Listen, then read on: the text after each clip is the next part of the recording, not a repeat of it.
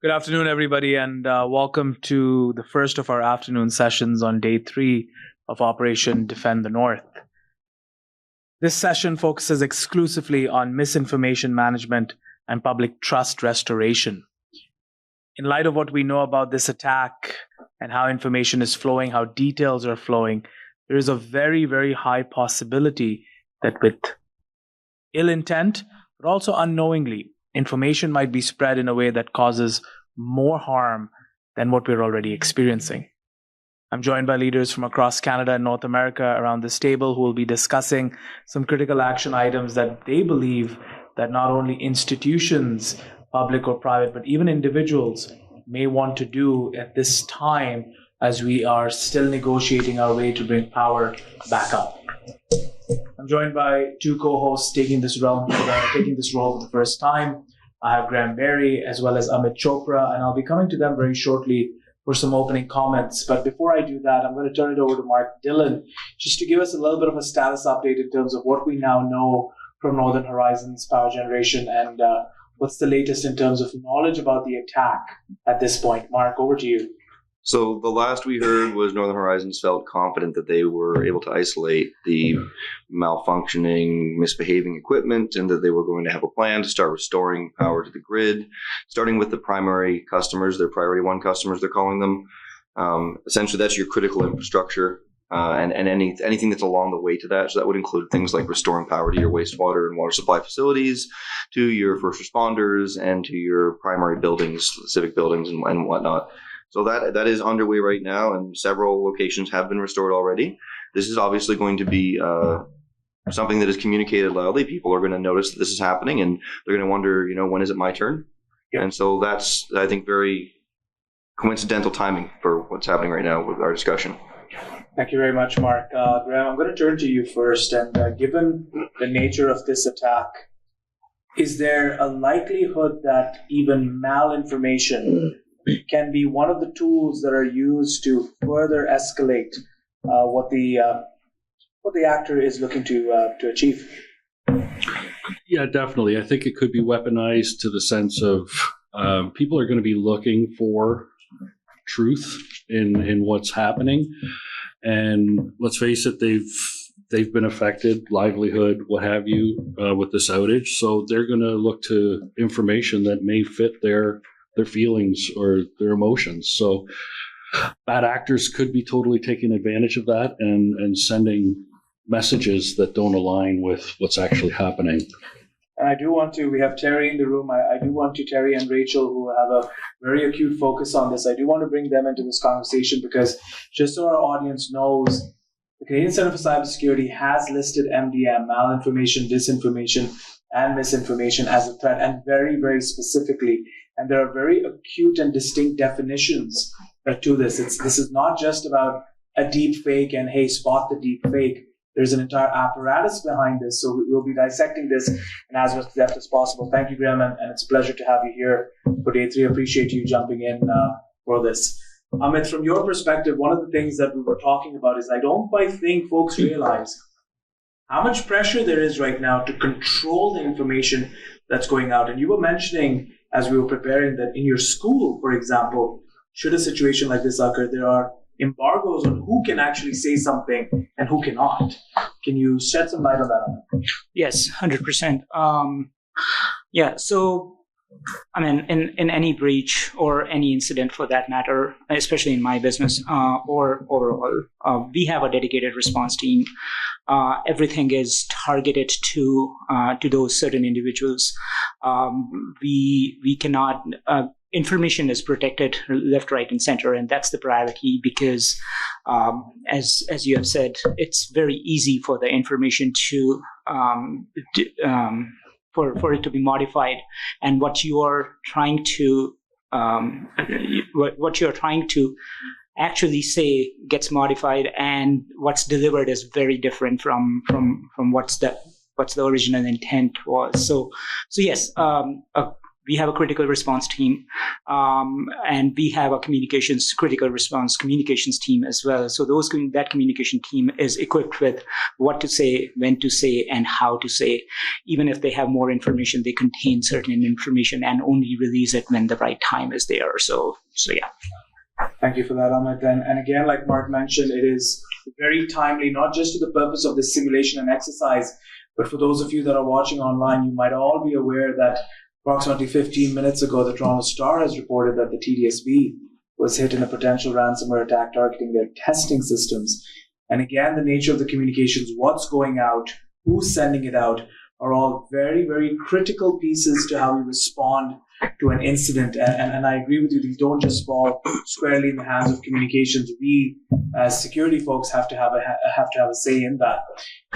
Before we go further, and I turn it over to Terry, I do know that we do have a very short video, a news report just discussing the situation and what's going on. We're going to have that play live for you right now, and then we'll jump back into our discussions. The video should be showing up in the next couple of seconds on your screen.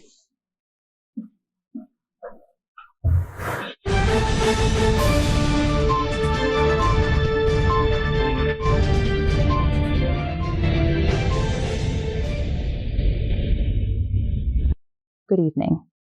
In the aftermath of the widespread power outage, misinformation has been rapidly spreading across social media platforms, fueling confusion and fear among millions of Canadians. Several tweets have gone viral, contributing to the spread of false information. An account under the name Anonymous Watcher tweeted, "Just heard from a friend that the power grid hack is just the beginning. Brace yourselves for more chaos. #cyberthreat." Local resident 123 claimed, "Can't believe the government is hiding the truth about the blackout. Something fishy is going on. #cover-up, #blackout." This assertion has led to increased public distrust and fueled conspiracy theories.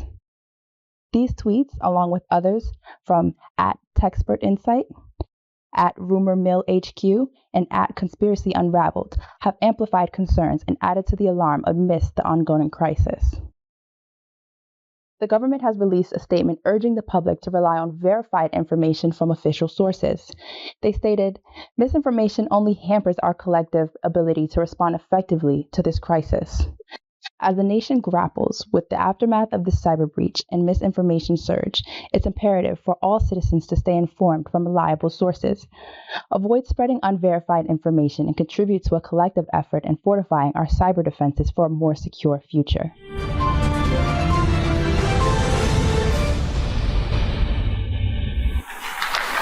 Terry, lots to unpack over there, and I thank you for taking the time out to be with us here today. Terry, normally when we think about this subject, we use this loose term, fake news.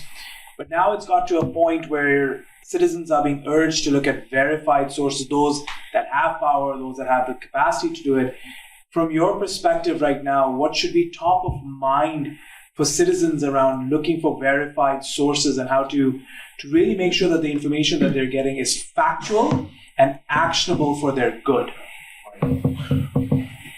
Fundamentally, one of the most simplest things is whether it's single source or can you verify through multiple reliable sources of information. So for our organization, when we look at this phenomenon of misinformation, for us, we look at it as foreign interference. This is how we define it within the CSIS Act and within the organization. Basically, we know that there are a number of hostile states that will act clandestine and deceptively to influence the messaging that can be out there. So whether it's in parallel to an actual attack, and that is the group itself also engaging in it, but we're also aware that there's a threat that other hostile states may just take this as an opportunity to continue to sow cords of uncertainty and civil unrest, which, ultimately, if we're more focused internally, we have less capacity externally. So this is something that we're constantly fighting around. But to answer the question is sources of information that you can verify. Government, trusted media. But then for every individual, question, well, what is the motive behind this? What are What are the backgrounds behind whatever social media it is or mainstream media? Have an informed opinion. Question it. Question not just with complete suspicion, but a healthy level of questioning the source of the information and the motivation that's possibly behind it. Does it make sense? Is it aligned with other information? Is this completely out there? Is there potential that somebody is just trying to play upon our emotions? Is this an emotional response? Is there facts or is it opinion? That's the biggest thing often right now is, can you verify it through facts? Is what's being communicated factual that you can verify yourself, or is it an opinion piece? Is the commentary the opinion of an author? And then, not to completely discount it, but you sort of have to prioritize that facts up front, right? Like we talked about in the early days, what were the facts that we know of with the compromise versus opinion, speculation, innuendo? These are sort of questions that the reader should be asking themselves as they're reading even what you believe is trusted and verifiable. Can I add a piece of that? Yeah, go ahead. Absolutely. I feel that's perfect. From an academic side, this is what I study. And I think Terry basically described critical thinking perfectly. And it's almost like if we could, as part of the messaging, like not in your face, but maybe this time almost find a way to educate how to critically think without telling people we want you to think this way. They're automatically going to go against it. But there are things like biases and heuristics that we operate on that 10% of our thought is conscious, 90% is subconscious for everything. That's the dual track brain model, right? So what the attackers, to Terry's point, are going to try to do, that whether they're part of this already or not, they're going to see it as an opportunity to just sow discord, right, within society, so they can jump on, or they were already part of it. But the vulnerability is the human mind at this point. And there are things like within biases, right? All of the biases. But one of the big ones is belief persistence. And belief persistence exists really healthily in echo chambers, right? So people will start to gravitate towards echo chambers on social media. If we can, I think one of the things I've been thinking about, and this is what we do on the academic side, is we study themes on social media, like who's talking to who, what are they talking about? We don't know who, it's not the who, but just the themes, right? So keeping an eye on that, like a social media heat map or weather map, I think would be something good for the folks on the inside, but it would kind of tell everybody on the inside what the outside, like what's going on out there, right? Like, are they getting ready to storm a Capitol again or not? Like, that's kind of stuff that we could probably have some advance notice of. Anyway, just a couple thoughts there. I've got many more, but I'll leave it at that. Fair enough. George and then Rachel. George. So I think the biggest thing when it comes to misinformation and actual trust with state authority, as we saw it degrade over COVID, governments and people in authority positions in a crisis will make decisions or will make calls or edicts based on the information that they have at hand at that time. And things will shift, the narrative will shift. I mean, everyone remembers, like, we got the medical doctors giving us briefings every single day, right? The problem is you have to be able to admit and acknowledge to a population when you got it wrong. If you do not admit and acknowledge when you got something wrong, then no one can actually trust what it is you have to say when you have it right. So, for example, say what you will, like, I'm not going to go into the vaccine debate or any of that, but the masks, right? Some people were double masking, wearing masks, all this. The masks were proven pretty early on. They weren't actually that effective in stopping people from getting COVID, but it made people feel like they were doing something. So the masks were still imposed in place. Much at the same time, remember, for a few months, we were sanitizing our hands. We were sanitizing everything. We were washing everything. Why? Go to a grocery store, you wash your food, leave it in the garage so you can somehow get the germs killed before you bring. No. There were things and procedures that we forced the public to, or we forced the general population to go through for the sake of quote unquote public safety that were absolutely wrong and that were pretty much useless. That is what caused a degradation of trust with public authority. So if we're going to be talking about, hey, we need to help people through this, we need to inform them, Lena talked about it too, being on message, having that curated message accurately delivered on a timely manner. That also means, hey, last week we told you this, we actually did some investigative work, we found that was incorrect, here's what's actually going on. That alone will get a lot of people back on board with authority and with the side of the government. Because at this point in time, we still have a complete loss of trust in our government today. Thank you, George. Rachel, we'll go to you, and then my co-host Graham wanted to make an observation. So Rachel, over to you. Yeah, so a few quick points here.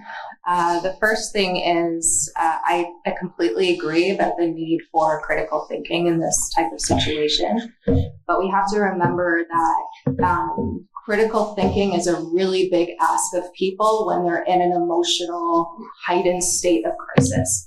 And we've seen this in every big crisis, basically, where, you know, with hindsight, people are able to look back at things with a little bit more understanding, realize sometimes that they were in perhaps an echo chamber, they didn't have all the facts. They're able to kind of take a pause, but while the crisis is ongoing, you know, the information that they're getting is kind of being sensationalized, and they're in a group of people that are also highly emotional, most likely. And so when I think of this from more of an incident response perspective, I'm thinking about managing the outcome of that heightened emotion. And then the critical thinking piece perhaps comes after the crisis wraps. The other thing is the threat actor knows this. They know that the population is in a heightened emotional state. And that's exactly why they're throwing in psychological operations or other types of misinformation to layer on top of that, and are able to be successful with those kinds of operations potentially. And because, you know, it's a vulnerable time where you can, as Terry was saying, sow discord in public institutions, potentially depending on what you hope the outcome will be. And then my third and last point is in terms of preparedness. Given all that I just said, I would advise our response efforts to kind of focus on, you know, not, you know, sensationalizing all of the narratives that are coming out. So yes, you want to kind of call things out that are not factual and deliver on the facts, but I mentioned this yesterday, there's a time and place for getting super in the weeds on the exact what is actually going on, and sometimes that's after the incident wraps up, in my opinion, so that you're delivering that information at a time when people are not going to rush out to the streets and cause more public safety harm or risk than currently exists. Yeah. I appreciate that, Rachel. Graham, over to you for the observation that you made. Yeah, added to this with the critical thinking and things, I think with an event like this, we would see, like in other events, natural disasters, etc., cyber criminals and scammers will have a field day with it. They will phish organizations. They'll send these types of threats that are going to just be long tail events to the original event that we'll see for quite a while. Yeah, I want to expand talking about. So we've got millions of hungry, thirsty, terrified people, and they're all about to get their cell phones back. What's the first thing they're going to see? And is there some way we can get ahead of that? I want to work with that just a bit. And Lena, I want to bring you into the conversation and then go to Octavia as well. Lena, and again, I'm not trying to discount what Terry suggested, but immediately with the aspect of misinformation, malinformation, disinformation, we move towards foreign interference. Right.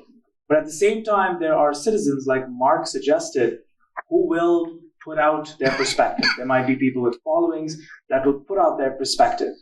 How does that impact this scenario as well? So I'm going to go back to, so again, I've been in policing 30 years, and I've seen the evolution of how people communicate. I've been in riots. I've been in some pretty really intense situations and how people act. And at the end of the day, what you will see is the advent of social media has allowed misinformation and the weaponizing of communications like nothing I've ever seen. And you see this because people are not going to, I hate to say, I'd love for everyone to critically think. I have parents who are seniors who are like, but I saw this and it said it was real. It's not real. And I find that having generations who assume that if something is coming to them, that it is going to be real. And the problem is people aren't going to go to an opposite source of where they're used to getting their information. People are going to go to where they always go. So you're absolutely right. The echo chambers are operating at overtime. And all this does is give the threat actor more leverage and more tools and more weapons, literally, because they don't have to do anything. Literally, they don't have to do anything. All they have to do is put out a couple of messages. And unfortunately, social media and society will amplify those messages, whether inadvertently, advertently. And the problem, too, you add to that, is since the advent of social media, and I love social media, so don't get me wrong, but since the advent of social media, what you are finding is everyone has become an expert. Everyone has an opinion on everything, and everyone wants to put their opinion out. And the problem is some of these messages, people aren't going to filter through and say, well, hold on a sec. I just saw that. That doesn't really make sense. But it doesn't make sense because it doesn't align with my views. And if something doesn't align with their views or their perspective on how they view the world, it doesn't matter if it's right there with their own eyes. They are going to discount it, unfortunately. If I could jump in and build upon that. So in speaking with many diaspora from in Canada that once resided in some of the hostile states, some of the authoritative regimes that had state-controlled media historically, there was an understanding that if you wanted the true picture, and we've all heard this analogy before, and this is a common one within law enforcement, when you hear two people having a discussion, the truth lies somewhere in the middle. Mm-hmm. Yeah. Ali, you've got your version. Not that it was fabricated or whatever. It's based on your perceptions and your experiences to date that shape how you perceive the actual world events around you. Mark has his other story. And so as an investigator, we often aren't going to discount either side and say yours is right and yours is wrong, but take both of them. And the truth usually is a compilation of both. So citizens who lived under authoritative regimes that had state-controlled media, they knew that I would have to read 3 different sources that were on different ends of a political spectrum to get the full picture and decide what the story is. The problem we have today with social media is the algorithms itself. It forces you down rabbit holes that you wouldn't necessarily find yourself going simply because you clicked on a particular item. You read it out of curiosity to get another side of the story, and then all of a sudden it continues to seize upon that. And instead of continuing to feed you complementary versions, it picks one avenue or the other and takes you down that rabbit hole. And how quickly that can influence the readership and the civilians. Again, coming back to, I think there's an education piece that we all have to help shape our citizens to consumers of media, whether it's mass media and traditional media or social media. We have to have a greater understanding of what's behind the story, what's driving the source of information that we're consuming, so that we're aware of it, but all too often we don't. So whether this goes back to the schools, we're just starting in these sort of discussions to increase the awareness. Terry, it's even worse than just having a rabbit hole, because the rabbit hole is catered to you specifically based on what you want to hear, and how you interact even with that rabbit hole will now direct future. What it thinks you want simply because of how long you dwelled on it, right, or you read it. How many people have a curiosity that they want to explore something that's contrary to their opinion? It's not that I want to seek it out or that it's what I wish, but I wanted a well-rounded, and it will just seize upon that often and take me down that. And that's that is the availability heuristic that we all, if we see something, it must be true, right? That's just how our brains work. So threat actors are going to take advantage of all of the biases. So psychology is going to be at play. But I think, and when I, love everybody to think critically, but when you're in limbic brain, which is what everybody's going to be in hyper-reactive sort of survival mode, the conscious brain's not working too well. Again, +1 for the threat actor, right? So don't know exactly what the answer is. I mean, I got to tell you, academia is still like wrestling with this, just like law enforcement is, because it's all new still. But the principles of psychology still apply to like social influence. Those don't change, right? So there's something there that we could probably use to educate the public outside of a crisis would be nice, but like also within the crisis, but not in your face. Because if you try to do the in your face thing, the belief persistence, all of the heuristics, the biases, the echo chambers, people are just going to be like, no, that's not my message. That's not supporting what my belief is. Right. So you can't do it in what I call limbic brain mode, right? But there are some little nudges you can do in limbic brain mode to kind of bring people along. Everything that's been said, right, is sort of what needs to be translated to the public. So both in crisis and outside of crisis, that'll be much easier outside of crisis. Some way of delivering the message with those principles in mind, because we know the 7 principles of social influence through, researchers like Robert Cialdini. Bring some of those folks to the table, right? Social psychologists, cognitive psychologists who know this stuff. Anyway, that's me. No, I appreciate that. I'm going to go to Lena. I just want to add to it, and it's exactly it. But I think one of the elements we think about is this isn't going to be a misinformation by accident. This is going to be misinformation by design. And you look at the influence of social engineering and how threat actors have been able to use social engineering. So this isn't just a happy-go-lucky chance thing that happens as a result of this while they're watching it, an opportunity. I would guarantee that some element of social engineering is being used to be able to capitalize on the unrest and sow distrust. And I mean, you look at what they can do now with AI and the social engineering. It takes minutes to do what used to take half a day for them to put together a really sophisticated attack. So when you factor in the social engineering, know that it is a concerted part of the attack that's coming. I'll go Roosby, Octavia, and then Kelly, and then I want to bring it back to Kush and Ali and Suman for some really specific action items, because if I'll just take 10 seconds and say this, or maybe a little bit more. Theoretically, we're all speaking down the same lines, but a couple of action items that our audience wants to see is, for example, the mention of the algorithms. Now you're talking about a model now where in the future we have to license AI models, which is something that the EU Act is pointing towards, and ADA might be pointing towards as well. So a couple of those things that I want to get to. So Roosby, Octavia, and then Kelly. So my comments are actually about the action items. We have a lot of really good comments about the mechanisms of how MDM works. But could have, should have, educated the population, gotten ahead of algorithm situation. Now that we're in the middle of this crisis and we see from terrorist organization or similar federal agencies, we see that bots are being activated or active bots are going into overdrive and spreading misinformation. What mechanisms do we have? And I understand this is opening a controversial can of controversial worms. What mechanisms do we have potentially at our disposal to shut these things down? Contacting those social media platforms, Meta and X comes to mind. TikTok probably a little bit farther out of our reach, not being based in North America. But what mechanisms do we have to go and say, here's the evidence, these are bots, they're causing chaos in our country, perhaps even in provinces that are not impacted by this. Outside of Ontario, people are getting killed in riots right now. We need to shut these things down. What mechanisms do we have in place, if any at all? I'm going to throw that around, Kush, and Ali, I'm going to be coming to you for that. Octavia. Yeah, no, I agree with Rizbe 100%.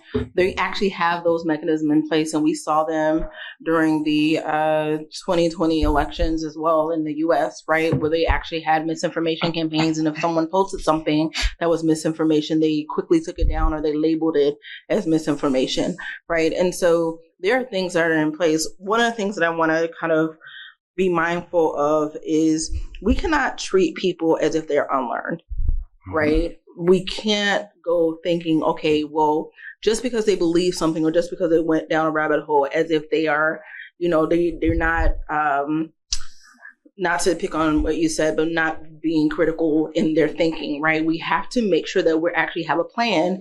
And the plan is to actually get the information out first, right? The plan should have been, what are we communicating at the very onset of this incident? To George's point, really pointed, this is the information we know as of today. This is how this information has changed, and everyone has to be on the same page. Everyone has to speak the same language, right? And say the same thing. And so really speak first, and then how much information is on the misinformation. So it's really, really important for us as well to understand and know what information is being put out. If we don't understand what information is being put out, through threat actors, through people who are emotional, people who are trying to grasp onto information, people who are trying to make more information come out, we have to be able to address that and then have a plan for how much information is too much and how much information is enough to be able to satisfy what is going on, and then quickly come out with more. So it won't be I speak at 9:00 in the morning and you don't hear from me until 9:00 the next morning. It has to be constant communication and constant flow of information. Thank you. Kelly? Yeah, holy cow. The misinformation topic, I think, let's be clear, it's going to happen. And to Lena's point, there's going to be, your neighbor, your friend, the influencers, those people, but there's also going to be the threat actors who are doing it intentionally, and there's going to be a ton of it. So it doesn't matter what we say about algorithms. It doesn't matter what we say about trying to control it. That misinformation is going to happen, and it's happened throughout the history of the world. It's just that now it's online and it's quicker and it's amplified. But we all talk about old wives' tales when we were little kids, and things were repeated in your family that may or may not have been true. That stuff is now being done with purpose. So the misinformation won't stop. So that shouldn't be our goal. The second part of that I want to say is we're all not immune to that either. So if we talk about these people need to do critical thinking, well, what about us, right? Like, we also are influenced by what we hear, what we know, what we've seen. We may or may not be thinking clearly in the moment, depending on the stresses that we're under. We all see something happen to critical infrastructure and we assume it might be a cyber attack. The general public may not be assuming that. So we are not immune to things in our past also affecting our ability to think through something clearly. So let's be careful what our opinions are of the general public. And then the third part aligns to what Octavia was saying is we need to get out clear messages with purpose. So it's not just information, it's why are we giving this information? Is it to get the public to take some type of action? Or is it to give them, calmness? Is it to give them instructions? So what is the purpose of that message? And it needs to be repeated and repeated and repeated and repeated. And that's how, if it's true and it's accurate and it's helpful, people will glom onto that because they are getting some value from it. Actually, you just mentioned one of the seven things of social influence. I mean, the problem. So I'm just going to list these very quickly because I think we've got a problem with one of them. And it was to George's point. So, I mean, in social influence studies, right, 7 things, Cialdini came up with this: reciprocity, commitment, consistency, consensus or social proof. That's a dangerous one.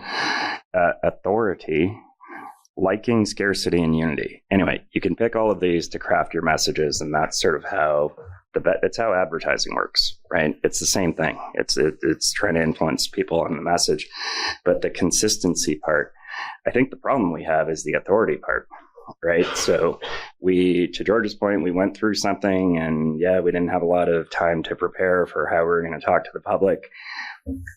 Everybody did the best they could with what they had, but there were some obvious unintended consequences from that. I don't think the government is seen as a credible source of authority right now. I don't know how to fix that for this. I also know that people look for a strong leader in times of crisis. So we could quickly flip that thinking. But picking who is going to be speaking, George might have said it the other day between sessions. It was, let's find the right speaker for the people, right? And that'll kind of bridge some of these things. It doesn't necessarily have to be like the top of the food chain in whatever, department, or I'm using academic terms, that faculty department, but in whatever area, just somebody who's an expert, who's recognized as an expert. Again, we have problems with this. We've seen it in the US, but take all these elements and try to do a version 2.0 of the communication. Like, we learned some things from COVID. We're also in an economic crisis, right? So you got that on top of now there's no power. Like, it's going to be bad, right? I'm just like, people are going to be going through a tough time. So I think maybe more of an emphasis on how do we help the people, and I mean, it's oversaid, but I'm going to keep saying it, studying psychology. The mental health aspects of everything that's decided has such a ripple effect through society. Nobody wants to talk about it. Suicides did go up. There's a lot that's going to take the next 20, 30 years to recover from what we just went through and what we're going through now, right? So I think we got to be hyper conscious of people in that limbic state, as we will be too, to your point. So both for us and the public, we've got some lessons learned that I think we need. I think the action item, take our lessons learned from all of these previous recent crises, see what we like what went right, what went wrong. Definitely don't repeat what went wrong, but how could we make that, go better from a communications perspective? So Kush, Ali, and then Suman. Kush, I want to start with you. As a CISO, looking at this situation, your power's potentially slowly coming back up, staged fashion. From a resourcing perspective, looking at the tools that you have, the people that you have, what are you doing to ensure that the message that the people need to hear is consistent and clear and verified? 2 action items you would take.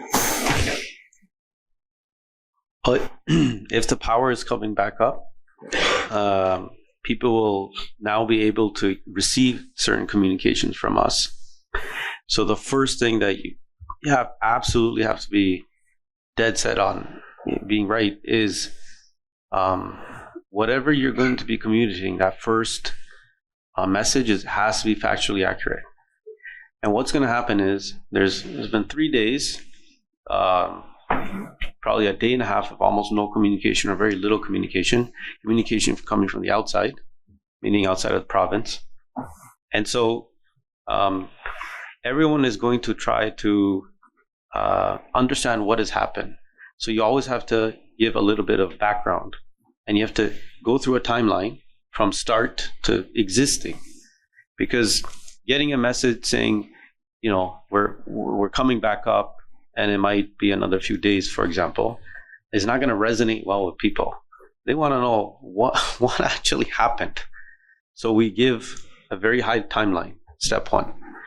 Step 2, we need leadership from government and private sector together on stage, united front, 3 levels of government, private sector. So in this case, the utility, maybe a chair of the board or the CEO of the utility company, etc. We might have some partners. Clearly come out on the same page, and everyone sees that. So some people might be in some dire situations, right? I mean, you don't have food is spoiling, etc. So there might be, depending on what the situation is, how chaotic it is, you might have to think about, probably in day 1 or day 2, having localized printing offices like the old days. So in a council office, for example, you could relay the message through that, off-band communication. They physically print those and they hand it out to local people. Then the next message comes in, which is accurate and correct, and then it gets sent to the people locally until everything is restored. So that way they know if they go to this specific office, right, to their counselor, I'm talking municipal here, but everything will flow down, right, to the local level. They know that information is what they need to believe and ignore the rest. Ali, if I can bring you into this, one of the things that we would see in this situation, or probably have already seen, is a lot of theories around, as you saw in the tweets that we saw in the news report, who's done this attack, this is just the start, etc. dealing with this question about what's next, how do you structure your team to provide enough information, but also not to over sensationalize the situation? What pieces of information do you feel at this point are sufficient to give out to the public about the breach, and what would you hold back? Well, in this situation, everyone said many good points about all of this, what's happening here. The reality is that at the end of the day, we need to look into the intentions of such misinformation and why they are coming out and who are sitting behind them. Because usually these are not done by the regular type of people day to day. They try to just say it for the sake of saying something. So preparedness is the key factor here. Regardless of whatever we do, we say right now, it's as a part of all of this need to be a part of our tabletop exercises, even at the organization level, all the way to the society and maybe to the public level. We know that this has happened in the past. Back in 2003, it was a cyber attack, but we had a blackout. We know that there is a possibility always there. Have we done enough to pass the needed information now and to prepare people? In such cases, these are the steps that we need to take. Now, going back to the organization level, if that's my basically organization and my team, I would make sure that I'm going to include all of this as a part of my tabletop exercise, as a part of my preparedness for the next event that's going to be incident that we are going to deal with, and make sure that at the same time that we are making the proper line of communications at the beginning ready in case we have a blackout and we don't have access. Once we are back to work and to the line of communication, where they should look into the proper communications, what they shouldn't look into from the emails, that because we know that organized criminals are waiting for such opportunities. Right away, jump into it, sending phishing emails or whatever they want to do in order to get everyone on the hook for other type of incidents. So the only source of truth should be from the top executive level. That's my message going to be to my team. Don't listen to anyone else. Don't do anything else. Just follow that. But again, I say that again, the same way that we have fire drills for everything, we should have something similar to this for our possible incidents across the province or region, that where they should go when they face some challenges like this. Suman, if I can bring you into this, we have about 6 to 7 minutes left. Suman, one of the things we've not touched is communications within your team itself. From a cyber perspective, your team is also not immune to what they will potentially be seeing on social media, what they might be hearing in physical spaces from their families, etc. What are some best practices that you think at this point need to be enacted to also ensure that some of the privileged information that our team has access to doesn't necessarily go out? And how do you prepare your team for these scenarios? Clearly, there needs to be protocols in place in terms of what needs to, what's public, what's not public. Now, various organizations have information classifications on sensitivity and whatnot. Those type of protocols are very helpful in these matters, so that you understand what's sensitive, what's not. You need to leverage some of those protocols to sort of have that. And if you don't have that in place, you should have that in place, especially in these crisis type of situations. I do want to pivot to just some overarching comments on this overall conversation. We have focused on the online communication, the social communications. Right. There's a few other elements that we should also touch upon. One's around the various dimensions of this. We'll have a connected versus disconnected mode. There's this real time versus non-real time. I really like what Kush mentioned about having a timeline. Very, very important when you're disconnected to understand, is this a day 1 directive or is this a day 3 directive? Where in this timeline does this information thing every day by the hour, depending on what we're dealing with. The other thing that we need to be mindful of is not everyone's connected. There's different cultural influences. If you're of a certain culture, you might have your own community's information sources and whatnot. So we need to be mindful of that and leverage those resources and assets to get the word out in various languages or formats, as well as generation. the crises and our communication are often geared towards our adults. But what about our kids? What are we telling our kids? What about the fear that they have? What about the elder populations? We really need to be mindful of it's everybody in the public being affected, and that's potentially another source of where the information sort of goes awry. Ruzbe, did you want to add? Yes. So something about social media. We touched on it yesterday as well a little bit. I think in a crisis like this, it's absolutely necessary for a body or an organization to monitor social media and the disinformation of what is coming out on a dynamic and be able to respond to it in real time. I'm going to use the COVID example, and I'm going to bet my bottom dollar that prior to it happening, nobody had imagined that they need to go and put out a message out to the population saying, don't drink bleach, it'll kill you. But it did happen as a result of misinformation. So at some point, this could happen to us here where misinformation like that is going to get people killed. And we need to respond to that. Yeah. And so one of the things I want to add, even thinking about it from an action item perspective, is engaging with media organizations well in advance of this happening and having some kind of tabletop or discussions with them to say, hey, in the event of a crisis, we're counting on you to get information out so people don't die. We're counting on you to help keep people safe.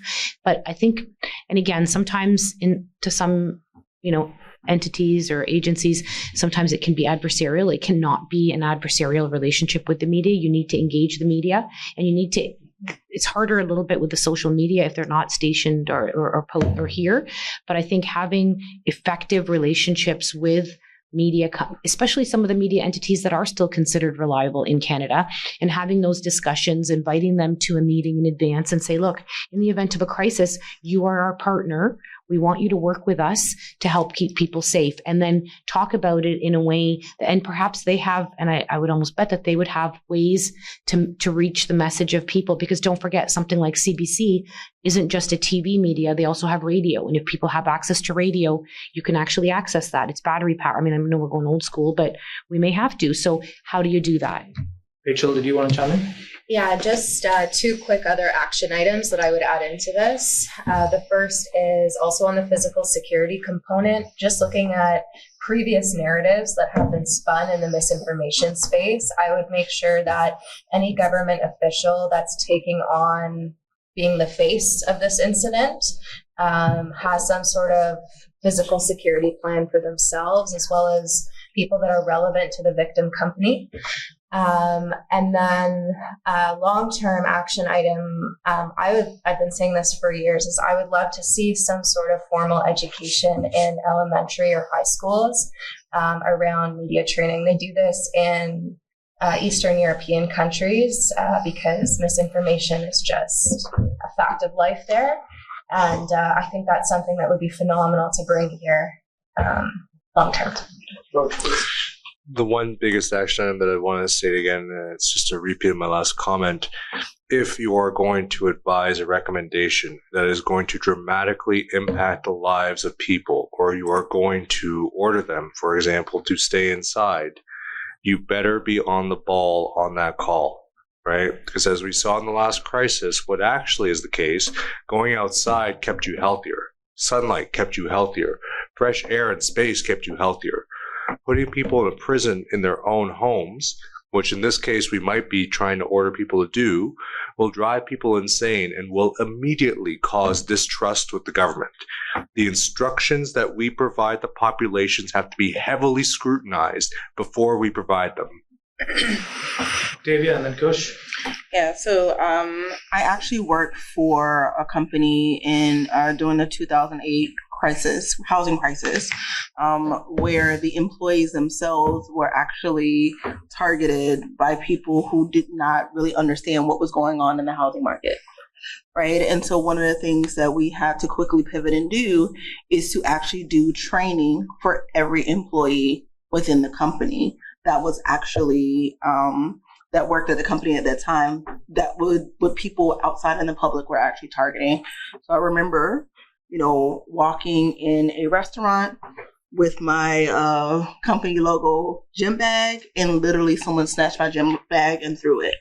Right. And so to Rachel's point, anyone that's impacted needs to actually be aware as well, because not just the people or the executives need to know what to say, but also we need to equip everyone involved in how to actually respond, how to protect themselves, how to actually get what information is relevant and truthful.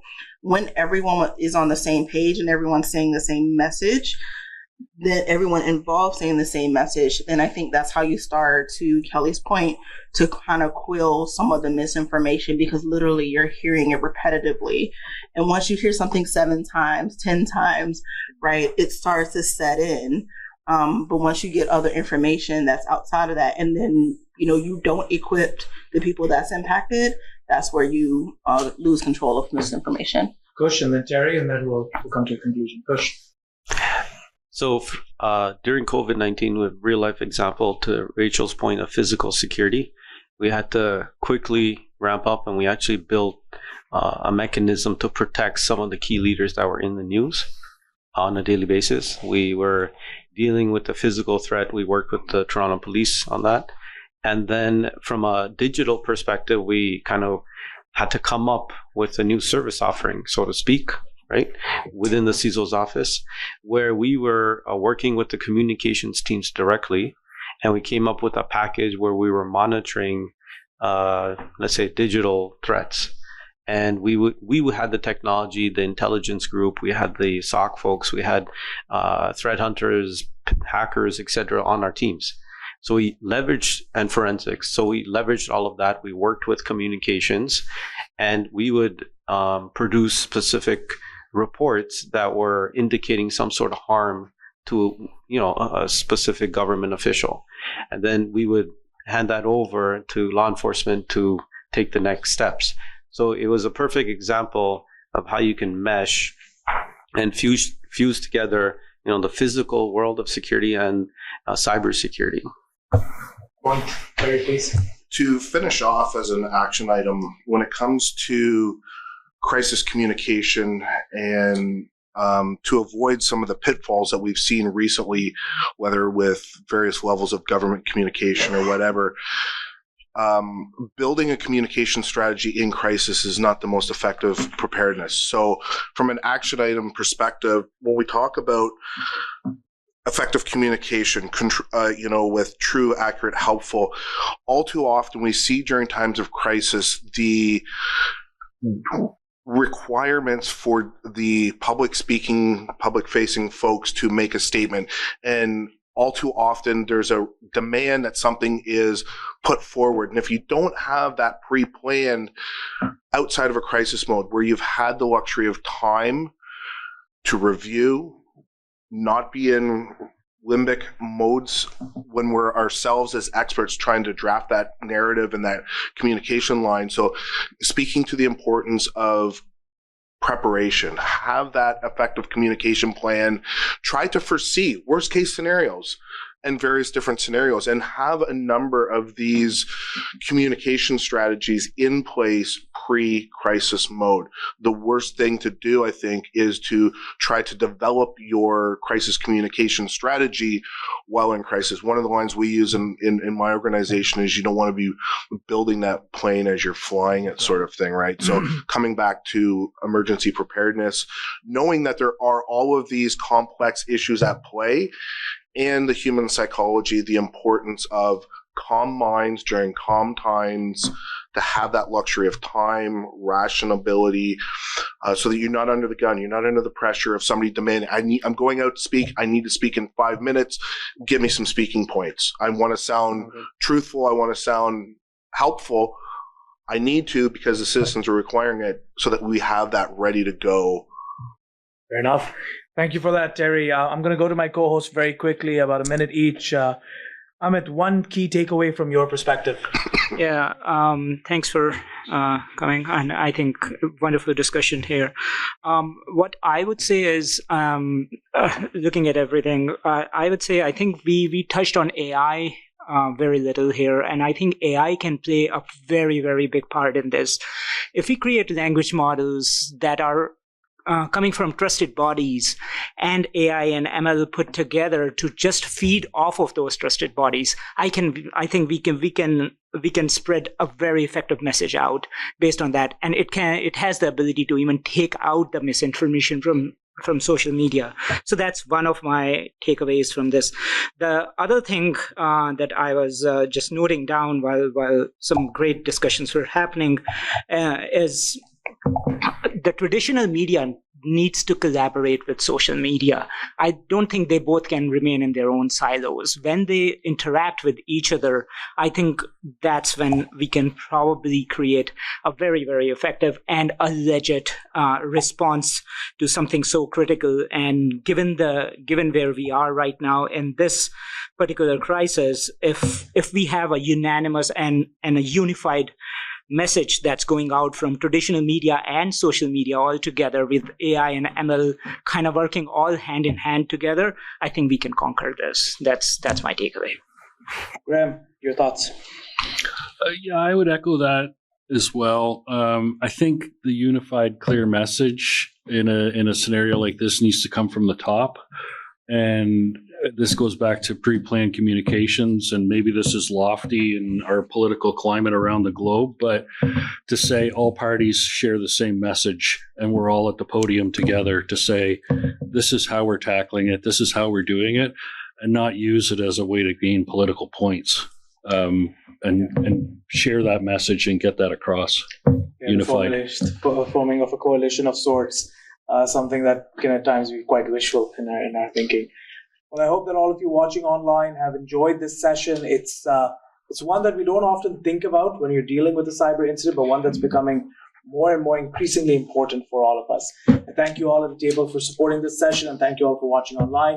We'll be back shortly with the next session that focuses on the threat escalation and the secondary attacks that we might find ourselves opening up to.